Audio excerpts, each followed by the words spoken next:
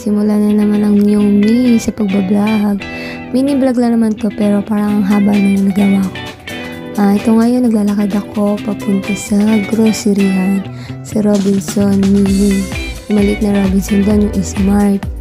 Papunta ako doon at bibili ako ng gatas at biskwit ng anak ko. Mga needs niya, bibilhin ko. At syempre, para naman sa akin. Ayun na, naglalakad ako dito. Nandito ako sa Villar Gymnasium pa lang. Napakakulit ko mag-video dito. Sobra. Yan, mga ganito lang ako araw-araw. Kung hindi mag-grocery, nasa bahay lang, tambay. Tapos minsan, gawa ng bahay. Ito talagang buhay ng nanay, no? Ay, naranasan ko ng gastusin talaga. As in, wala man akong perang sinasahod. Salamat pa rin ako kasi may provider na tatay ng anak ko. Nagtatrabaho siya ng ayos at marangal at lumalaban siya ng patas.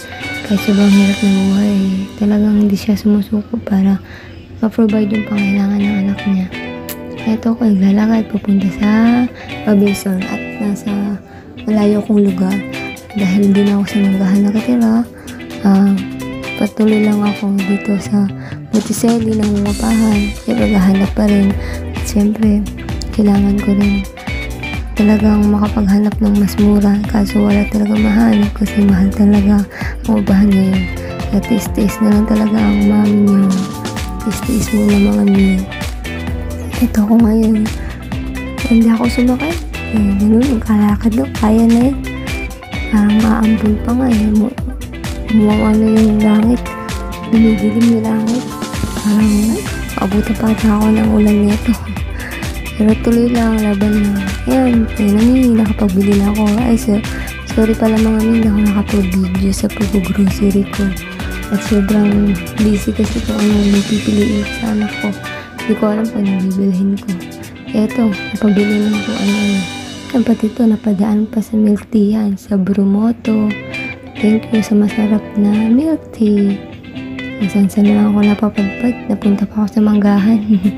Yan, ito na yung mga binibili ko. Ang luho ko. Pero ko ito mga person eh. Diba talaga pang bibili ko. Anong lang gusto. Ayan, pauwi na ako niyan niya. Hindi ko na talaga nabidyohan yung pag-grocery ko. Parang aambun pa nga dahil sobrang itim ng langit. Napauwi na ako. Punta na ako sa anak ko. At sana tulog na siya pag uwi ko. Pero hindi ko lang sure. Ayan, mami. Sarap na sarap ako sa pag-iinom ko ng milk tea. Ay, sobrang sarap talaga sa Brumoto. Bili na kayo dun. At syempre, hindi mawawala ang pag-uwi ko. Ito na ako ngayon. Tulog na anak ko. Ayan, mami. Bye-bye na. Hey guys, thank you for watching. Saan nga ba aabot ang 500 mo?